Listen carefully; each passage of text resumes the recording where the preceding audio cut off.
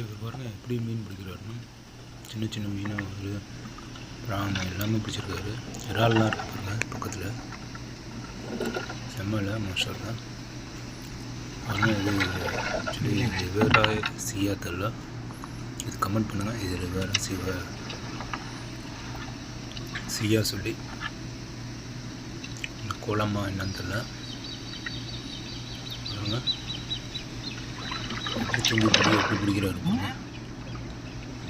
அதில் வித்தியாசம் என்னென்னமோ இருக்குது மீன் டிஃப்ரெண்ட் டைப்ஸில். ஸோ மறக்காமல் நினச்சோன்னா அதே மாதிரி சப்ஸ்கிரைப் பண்ணுங்கள், லைக் பண்ணுங்கள், ஷேர் பண்ணுங்கள்.